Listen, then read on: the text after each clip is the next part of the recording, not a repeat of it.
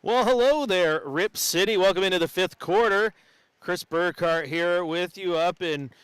This is not the normal section. I got to get used to that. Section whatever it is across it. What is this? What is it? 111? Okay, there we go. Section 111. Okay, because over there we're 113. We're over up there. I'm in section 330. We mix it up a little bit. We have some fun here on the fifth quarter. But we are here live in Moda Center where your Trailblazers, well, they saw their 4-game winning streak come to an end at the hands of the Oklahoma City Thunder, 118 to 108. Again, this is the fifth quarter, and if you want to join in on the conversation with me, you got multiple ways to do so. Chris J. Burkhardt's the name on social. You can also go over to youtube.com, type in Rip City Radio 620, and get in on the live chat.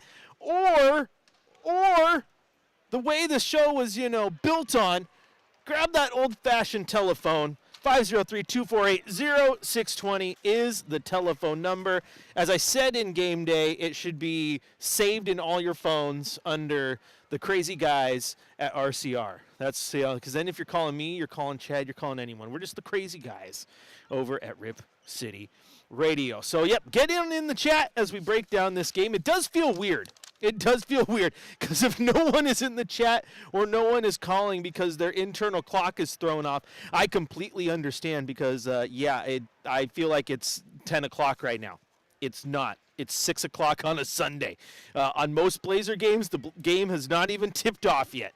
That's how crazy this was. A 3 p.m. tip on a Sunday. And the Blazers, you know what? I think you got to give them credit. They played pretty darn hard in this one. I thought they kept it respectable most of the way. And I've dogged this team a lot for, not necessarily dogged them, but mentioned how when they get into big deficits, they don't tend to have runs in them to catch up. It's kind of been a bugaboo of theirs all year long, just the offensive efficiency. And we talked about it in the pregame show about how they needed the offensive efficiency to win this game. Well, I thought in this one it was incredible because I thought the team was able to weather a lot of those Oklahoma City runs and then have runs of their own to keep up and keep the game close and keep the game, within striking distance. And in that fourth quarter, they definitely were within striking distance. So you got to give them credit. I mean, they shot 40% from the floor and 45% from the three-point line, led by Denny Avdia and Tumani Kamara, and we'll talk about that here in just a second. But the way this game played out, I thought the Blazers came out strong. They looked good. It was an early 14-4 lead for Portland. They started 4 for 4 from beyond the arc. Tumani Kamara ended up starting the night 5 for 5 from beyond the arc. And PDX, they take a timeout. Yeah, I call them PDX. They take a timeout at the 6:50 mark. They got a 16-10 lead. All right, but then it's tied 27-27 after one. Oklahoma City would go on a big run to open the second. They'd start 6-0. At one point, at the 7-minute mark, it was a 21-1 advantage in the quarter for Oklahoma City, and you could probably say that was the quarter that did them in. They were outscored by the Thunder in the second quarter, 39-26. And then in the third quarter, they were outscored by Oklahoma City 27-25. They did outscore Oklahoma City in the fourth, 30-25. So it's really that second quarter, man. It's what did them in. And this was a weird game because we talked about it in the pregame show about needing. I know. One thing we break down is wanting to see the young guys play. And, they won these games on the road, but they were led by the vets. And I did mention both Jeremy Grant and Anthony Simons and said that they were going to need them to have great games today and shoot efficiently. Well, that did not happen. Jeremy Grant was just 1 of 5, was battling foul trouble all night long. He ended with just 2 points, 2 rebounds, and 3 assists. And as I posted on social there, at the end of the third quarter, 3 of the Blazers starters, that was Anthony Simons, Donovan Clingan, and Jeremy Grant, had more fouls combined, 7. Okay, not more. The same amount of fouls combined, 7, as they did points, 7. All 7 at the moment coming from Anthony Simons. So it wasn't a great game for those 3. But then again, Tumani Kamara and Denny Avdia were really able to get it going in this one. Let's take a look at the box score. We will start with the Oklahoma City Thunder. Jalen Williams, Jalen. He had 24 points, 5 rebounds, 8 assists, 4 points for Aaron Wiggins. Isaiah Hartenstein had 14 points and 11 rebounds. Shai Gilgeous-Alexander, nasty, just a nasty bit of work. 35 points. He hit 2 threes. He was 9-9 from the free throw line, 4 rebounds and a single assist. The reason I say a nasty bit of work is because it did not feel like he had 35 points. Right, it was one of those games where he's just so good and unstoppable. It's like, oh, there's another bucket. Oh, there's another bucket. But you're not really like keeping count and watching. But man, 35 points for him. Jalen Williams, J-A-Y, Jalen. He had 6 points, 7 rebounds, 2 assists. Kynrick Williams also had 6 points. That must be the key to success. Is just get a lot of people with the last name Williams on your team, all right? And that will lead you to success down the road. On the Portland side of things, we already talked about Jeremy Grant. He kind of struggled in this one. He was just 1 of 5 from the floor. He had 5 personal fouls, ended the night with just 2 points, 2 rebounds, and 3 assists. Toumani Camara, though, a career-high 24 points to go with 9 rebounds, 4 assists. He was a perfect 5 of 5 from beyond the arc. Donovan Clingan, he got the start in this one. He had 0 points, 6 rebounds, and 2 blocked shots. Denny Abdia, season high 28 points. He was 4 of 9 from beyond the arc, 9 of 16 overall. Also had 8 rebounds and 8 assists, so a very, very near triple-double for Denny. And then Anthony Simons, he ended the night with 14 points, 7 of those coming in the fourth quarter as the team was trying to make a comeback. And, of course, I thought this was a very good game from Scoot Henderson. 25 points. He hit 5 3-pointers. He had 5 rebounds. Did just a single assist. The assist number's not exactly where you needed him to be tonight, but I did like the fact that he bounced back after a pretty bad performance, if you will, in Orlando and Charlotte. And again, I didn't think it was necessarily a bad performance as much it was, okay, well, the usage from him was like, okay, that doesn't make a ton of sense. Why are we using him like that? And then he was used, again, more in line with what we would expect here tonight. So good. I like that. Give him points for that one. Shaedon Sharpe, 10 points to round out the bench scoring. Robert Williams, 10 rebounds. He had just a single point, hit it at the free throw line, but he did have those 10 rebounds, which was nice to see. Once again, if you want to join in on the conversation, 503-248-0620 is the telephone number. You can also go over to youtube.com and get in on the chat there. Chris J. Burkhardt is the name on social event. I can never change it. I say it too much. My wife just picks on me every once in a while, too. She's like, Chris J. Burkhardt.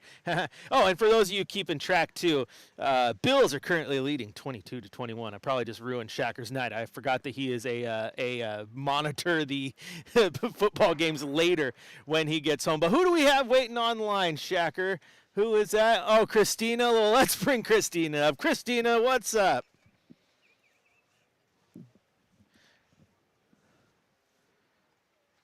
And what's that?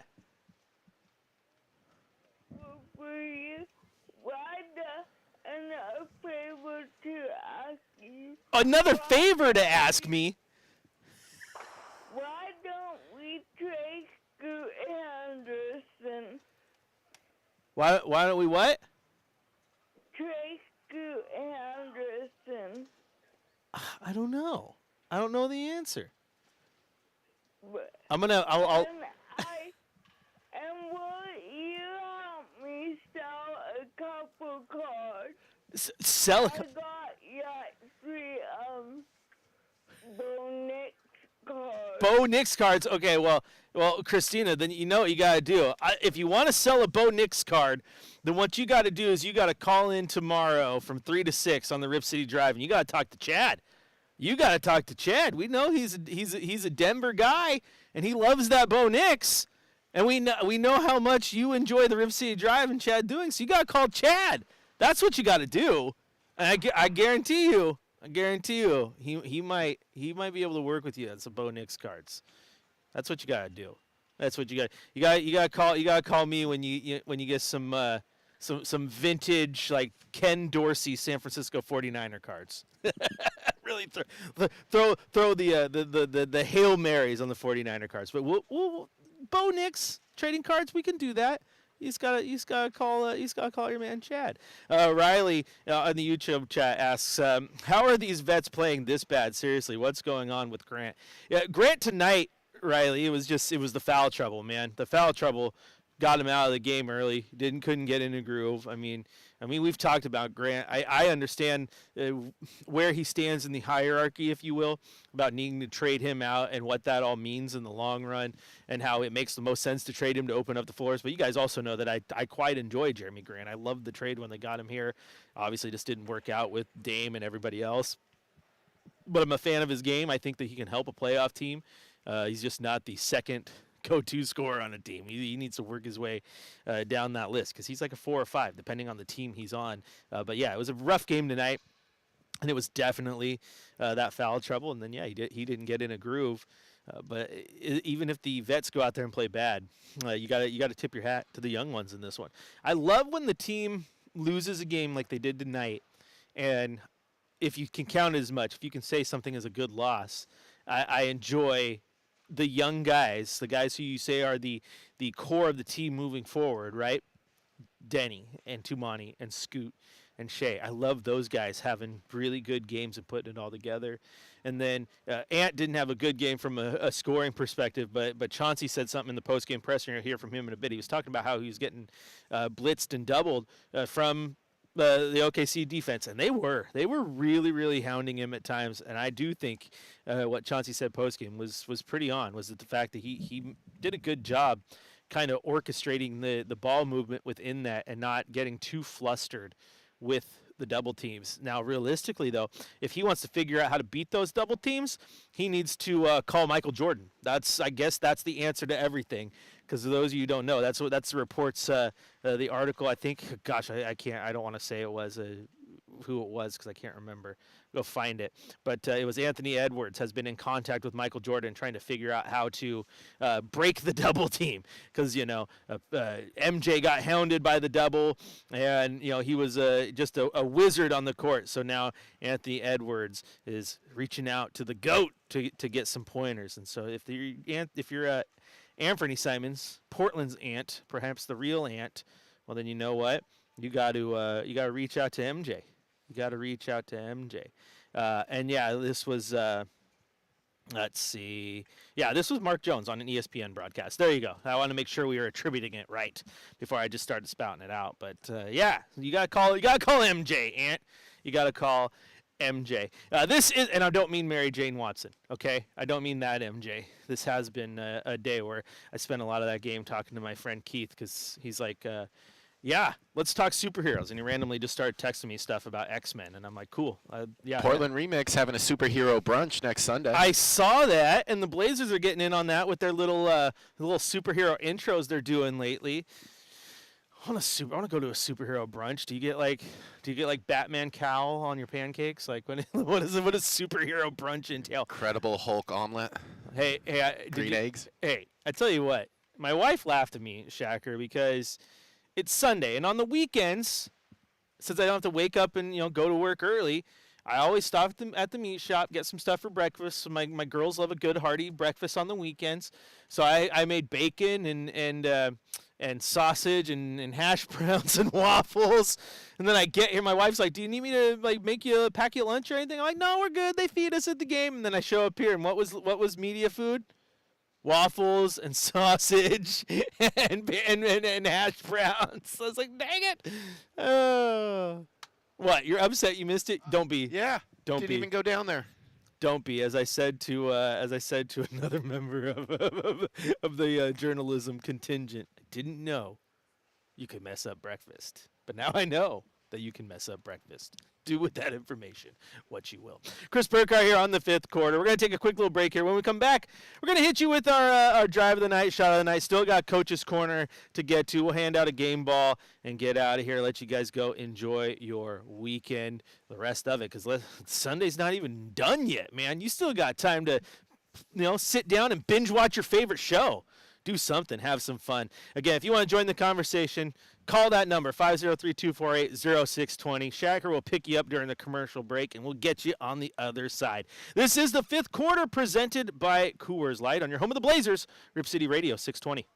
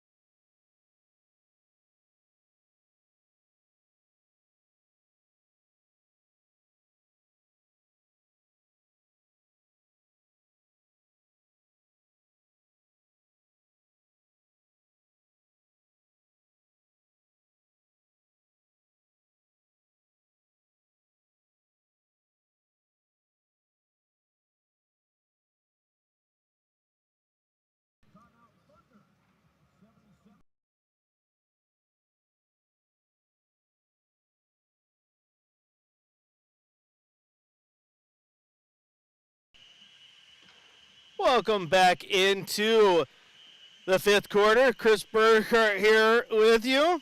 Having a little bit of fun up here in section 111. Now that I know what section we're sitting in, I've got to get that all locked in. But again, Blazers go and fall to the Oklahoma City Thunder tonight, 118 to 108. And it was a respectable game. I do think that you got to give the Blazers a little bit of credit. For sticking close to the team that is the best team in the NBA right now, man. It's this team has 8 losses at this point in the season. They are absolutely incredible, right? And I love the way they play, man. There's something about Oklahoma City. You watch them play, it's just like you go down that list and you're like, okay, like I do like Jalen Williams, right? Hartenstein's been great, and Shai Gilgeous-Alexander, but you're like Kenrich Williams, Isaiah Joe. Aaron Wiggins, who's pretty good too. Kassan Wallace, like a lot of these guys are just like crazy good for the team. You know how Portland loves the hard hat and lunch pail guy, right? That's right. Why you liked Ed Davis? It's crazy because it's like it feels like that is the entire Oklahoma City roster is the hard hat and lunch pail guy.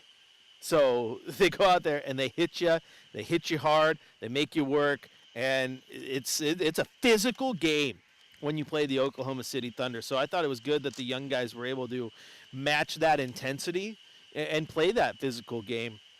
I thought Scoot got into it good times physically. Toumani Camara, you watch that, and I'm not saying trade him, obviously. I love the guy. But when you watch Oklahoma City play, you're like, that Toumani Camara would fit in that lineup. He's so darn good and so physical and lets you know he's on the floor. And you hope that he can kind of have that bleed into the rest of the roster and they can all play like that because it leads to good basketball at the end of the day. I mean, you go again, Jalen Williams, Jalen Williams, Kenrich Williams, Kassan Wallace, like where are they if they're not on OKC?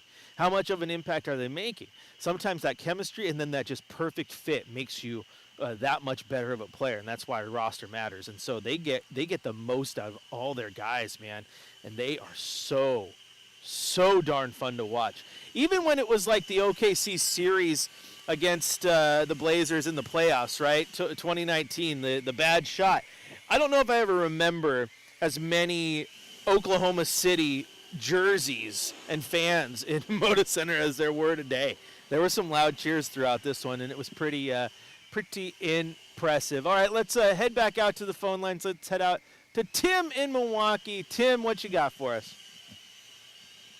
Hey, Chris, thanks for taking my call. I noticed on YouTube tonight there is a mural behind you of one Harry Glickman. I have a quick Harry Glickman story before I get to my question. Well, absolutely, share it. I was a season ticket holder from 1979 up until 1994. During the early to mid-'80s, Mr. Glickman and his family, because we were front row owners, I know that seems like a little bit of a flex, but I'm just telling it because it's part of the story. You would get to dine with the management and the players at the Glass Palace Memorial Coliseum. So we would arrive early, and there would be Mr. Glickman. And here's what I want to tell you about Mr. Glickman. Always a professional, very nice person, always greeted us, but always ate the same thing. Rice, potatoes, and a side of meat, and his au jus was on the side. He drank one beer and one glass of water. That's what you need to know about Harry Glickman. And I know that that's very boring, and that's why I'm going to move on now to my question. I like it. I like it though, Tim. Real quick, I like it though because you get management. Sometimes you just become a creature of habit, and that is a pure creature of habit right there. And I think that's a wonderful story. Thank you for sharing it. Yeah, you got it. I got a lot of them like that. Listen, do you think that? And I've heard a lot about this. Do you think that since it's now kind of a player's culture in the league and it's kind of the league is now player-led, do you think that players, maybe not do you think, but do you think it's a possibility that players, especially now that they kind of stand up for their coaches, maybe play a little bit harder or choose when to win games depending on how the organization is treating them, because they're given so much leverage? And do you think that could be playing into why we're maybe landing in this critical outside zone when it comes to looking at our draft position? Do you kind of know what I'm saying there? I'm trying hard not to put my tinfoil hat on. Well, you know what? I think it's an absolutely fair question, Tim, because there was an article that came out a few days ago about like the NFL and how when they're going through their hiring of coaches that agents have a lot of power and sway with the team, right? And the thing is, if agents have sway with a team and can flex their muscle, like hello, we always talk about clutch sports here in the NBA. They run the show. But if the agents are getting into the team's ears and can help run the show, then that means absolutely the players are getting into the ears. Maybe not directly, but they're talking to their agents every single day, right? And so that weighs in on those. So I get what you're saying with not wanting to put your tinfoil hat on, and I don't want to go that far either. But I do think it would be naive to think that players don't have some sort of say, and then maybe flex a little bit here and there when they can. Oh, coach doesn't like the way I'm hustling. Okay, well I'll show him, and then I'm gonna go dog it. You know what I mean? Doesn't mean it's smart, and I don't necessarily know if it's a player thing as much as the leagues have been built over the last decade where the agents have so much power. And it's insane how it really works. And it will be interesting to see how it all fleshes out in the end. But, again, I wouldn't put the tinfoil hat on yet. But, I think it might be smart to make sure you have some foil handy just in case. All right, man. Thanks so much. Hey, you're doing a great job on the fifth quarter. I'm really coming around to you. I miss Chad, but I think you're doing an absolutely fantastic job. Good luck with the rest of the year, and I'll be checking in. Well, thanks, Tim, and I appreciate that. And coming around on me, sometimes it might just take time, okay? I've been with my wife now for 20 years, and I'm pretty sure it took her at least 10 to start liking me. But, no, I appreciate that. Because here's the thing, Tim. Change is always difficult for people, especially in this business, right? Because you get so used to the voices you like. Like it's like Travis filling in for having to take the seat over of Brian Wheeler, right? Wheels was great, and when that happened, everyone was like, "Oh my gosh!" And now people love Travis. Same with Kevin Calabro, right? Oh, when he took over and it wasn't Mike and Mike, people were like, "Oh my gosh, it's KC, the guy from Seattle, and who's this Lamar guy?" Oh, now Portland fans love that duo, right? Now I'm not putting myself in the same stratosphere as Travis or KC. Not even close, but I do hope that, you all come around and you're like, Chad was great, but I really kind of like this Chris guy too. Just takes time, Tim. So you know what? Even though you miss Chad, I appreciate that comment. It means a lot, so thank you. Also, Chad's just over there in Section 113. He's not going anywhere. You still get to listen to his goofy takes on the Rip City Drive Monday through Friday, 3 to 6. Speaking of which, we'll have a show tomorrow. I'll have Courtside Monday. And on Tuesday, we will be at Dr. Jack's live. So if you're coming to a Blazer game and you're going to get here early, Chad will have the Rip City Drive from 3 to 5 at Dr. Jack's, and I'll have Blazers game day from 5 to 6 over at Dr. Jack's. So that will be a fun little live action over there, and you guys can come say hi. But no, Tim, don't put the tinfoil hat on just yet. But it's a good observation. I like I said, that's a good observation, a very good observation. Now I would say this much though. I don't think that anybody on the Blazers team has quite gone that far yet, because I don't think Jeremy Grant or Anthony Simons or anyone else who will be in that category has that sway yet. They just don't, right? And so I don't think they're doing it yet, but there are certainly players in this league that do. I don't even think you have to name them to know who I'm talking about. Timmy on the YouTube chat says Chris makes the fifth quarter fun. Well, I appreciate that too. Thank you. You just say that because Travis gave you my phone number, and now you text me constantly during these basketball games. But I have fun with it. Yeet, baby, yeet. We're having some fun. If you want to join the conversation, 503-248-0620 is the telephone number. Again, I've talked about YouTube. You can go over there, get in on the chat where everyone's holding it down. And, of course, Chris J. Burkhardt is the name on social to have some fun as well. Again, get on those phone calls, man. Shacker's like, what do we got to do to get more phone calls? I'm like, I'm trying, but part of the reason is people call in less when the team loses, Shacker. That's what, you need to, when you get a Dame 70 piece, the phone lines light up. But speaking of that, I mean, I'm excited to see Dame get back into the Moda Center on Tuesday night, his second game back, wearing a different uniform than a Blazer pinwheel. That will never feel right, but this is a place he still calls home. And I was talking about with Sean Hyken earlier, and he was talking about how a lot of times those first games back can be a little crazy. They're never good. So he's like, the second game though, now you're comfortable with your new team. You've already done the return home to play in front of everybody. You might be in store for a big Dame game. You might be in store for a big Dame game. We shall see. We're going to take a quick little break here, though, on the fifth quarter. When we come back, it's time for the Coach's Corner, as well as handing out some game balls. This is the fifth quarter presented by Coors Light on your home of the Blazers, Rip City Radio 620.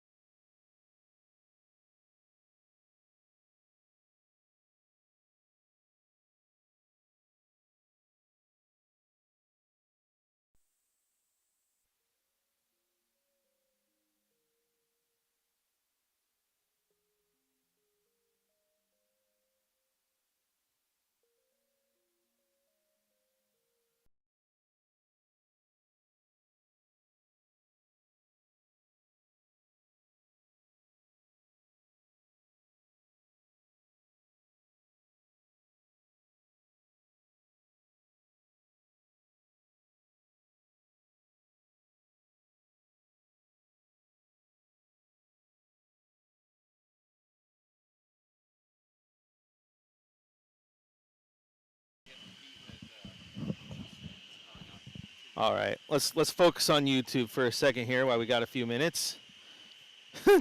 Timmy says, just for Brendan, Beavers suck. Come on, that's just terrible. What? Shacker's trying to get in. Shacker all of a sudden likes YouTube now. He's being nice to me. What is he doing? Oh, you're taking over Glickman's spot. You're trying to be my.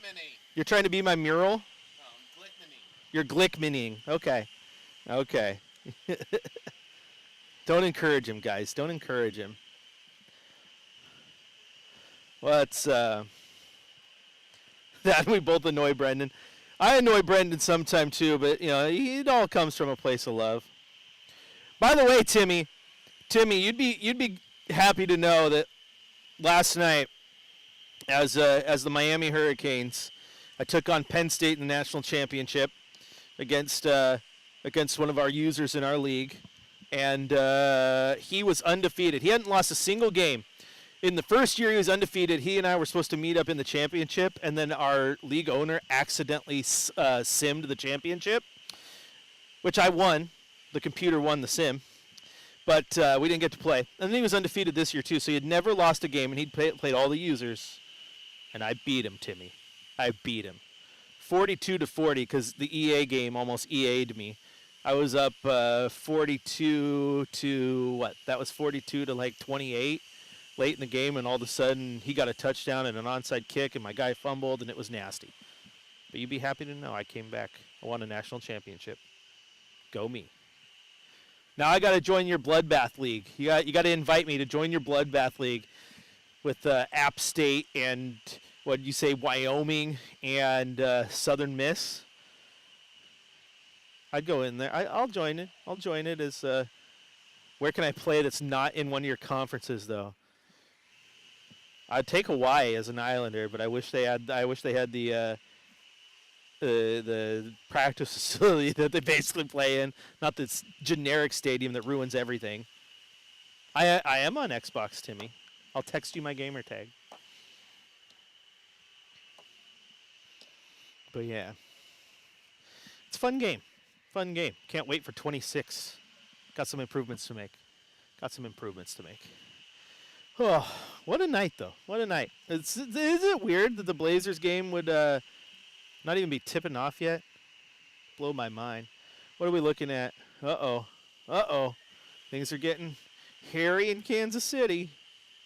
All right, we'll be right back. Don't go anywhere. More coming up here on the fifth quarter.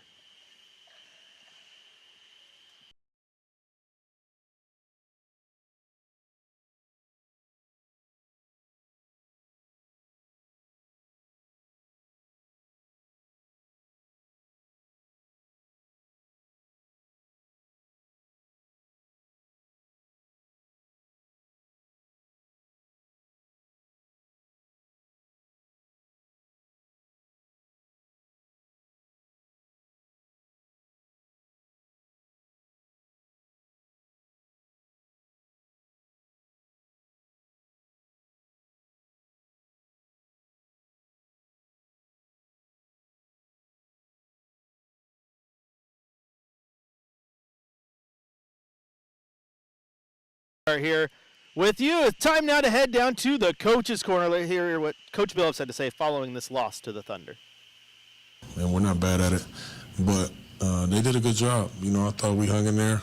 I thought we played hard. We played well. We played pretty much even with them for 3 quarters. You have one tough quarter, and treading uphill against a good team makes it tough. Chauncey, as the season's kind of gone on, and Tumani and Danny have been able to play together more, it seems like they've kind of gotten to this place where they're both kind of unlocking each other and bringing the best out of each other and just playing really well together. What have you kind of seen from that over the course of the year, those two? Yeah, I think they're just, familiarity is happening. They're starting to learn how to play off of one another, with one another, as well as the other guys that are out there. Both really young players that I think are discovering things about themselves at this time that they hadn't done before. Denny has never been had this much responsibility offensively before, especially in particular with the ball.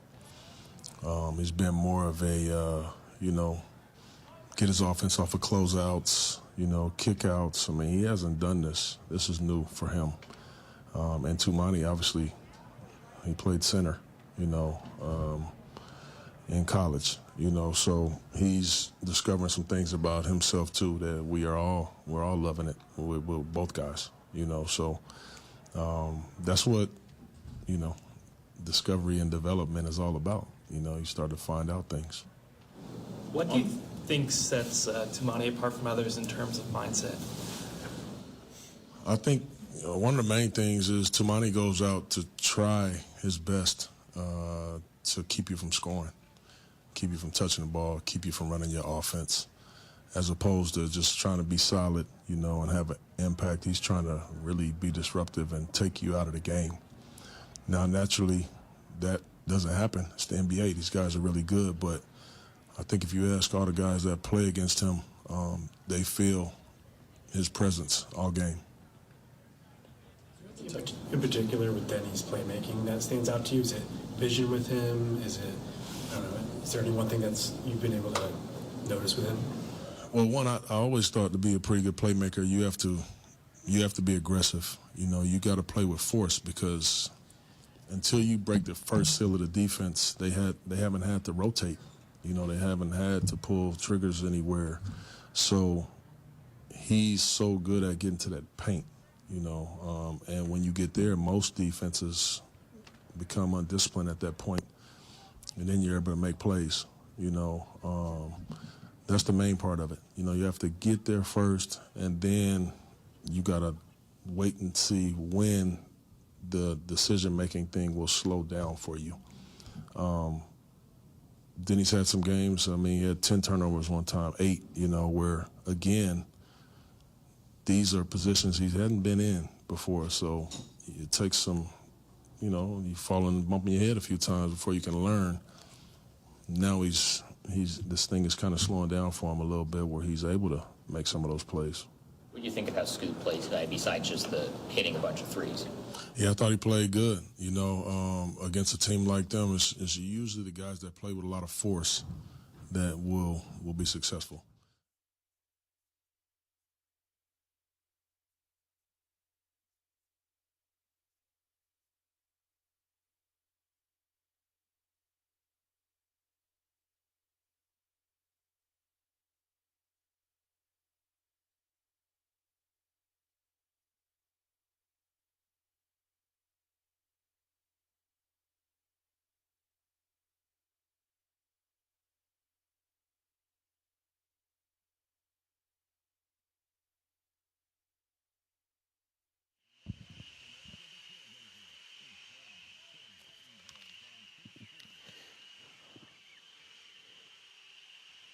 All right, time now to hand out a game ball here on the 5th quarter. Michael Shacker, he thinks he's got jokes. What a funny guy. He should do stand-up. He really should. All right, time for a game ball. This is actually a hard one. Every once in a while, I'll give out more than one, because it does say game balls. And so I think we can give out a winner of the game ball tonight because it was both incredible games from Tumani Kamara and Denny Avdia. Denny Avdia, season high 28 points, 8 rebounds, 8 assists, so a near triple-double. Very, very effective, pushing the ball, getting the Blazers where they need to go.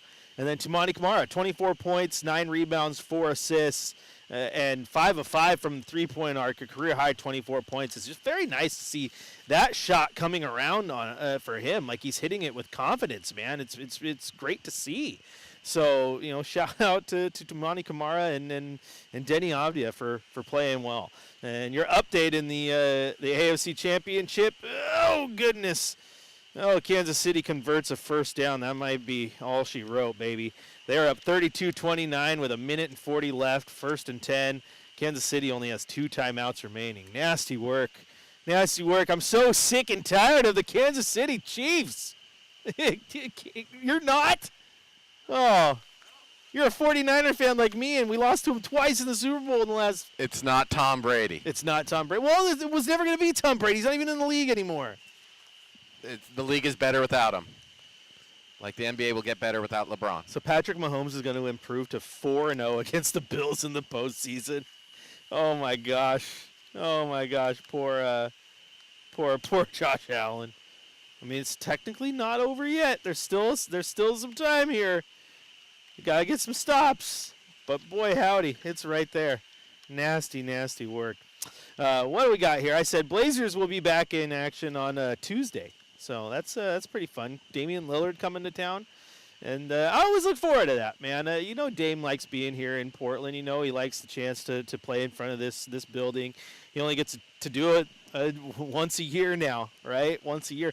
Maybe Portland can grab a win, though. Anthony Simons had a good game last time, and they improved. The Blazers did to 2-1 against the Bucks in the Dame era. So it'd be nice to maybe get that victory or just play a game like you played tonight, man. Like, I understand that Portland is 6th, 7th worst team in the league right now. They're battling for a lottery spot.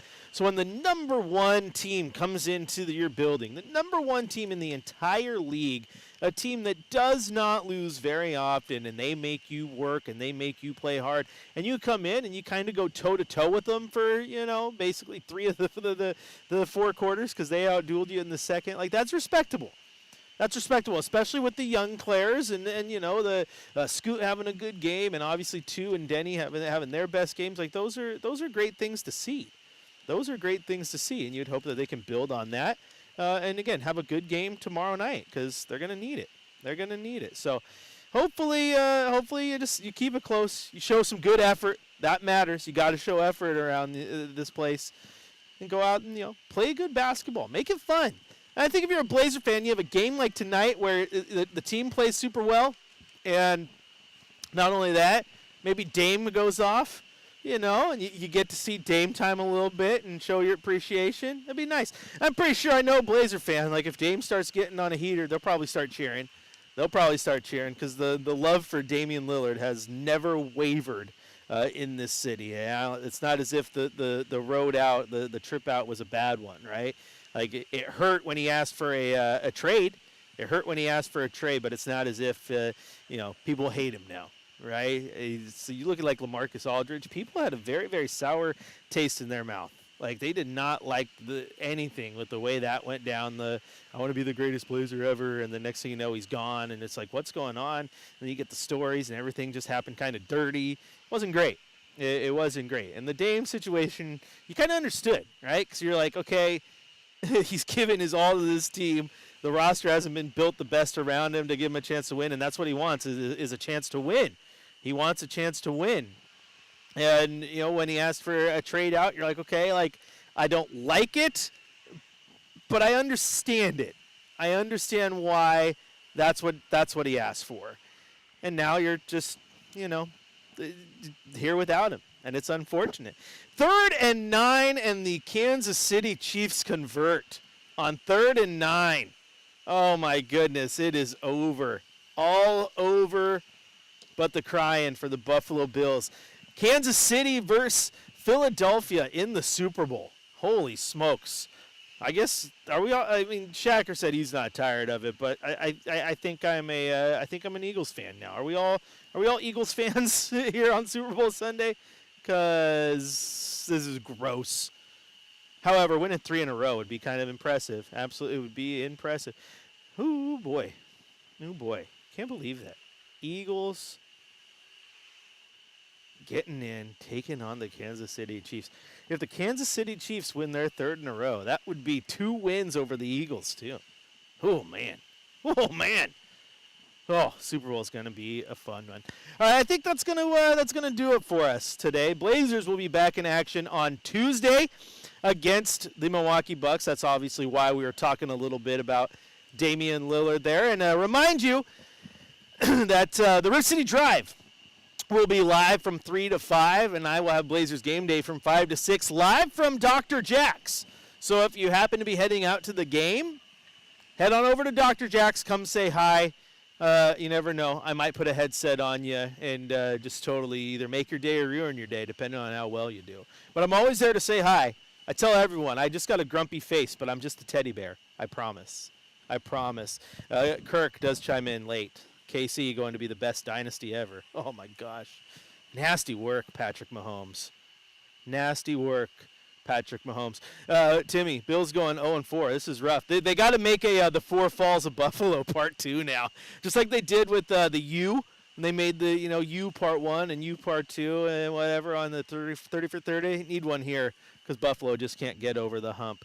But all right, it's time to get out of here. Enjoy the rest of your Sunday. We'll be back at you, like I said, Rip City Drive, 3 o'clock. And I will have Blazers Game Day at 5 o'clock. Tip-off at 7 against the Bucks on Tuesday. All right here on your home of the Blazers, Rip City Radio 620.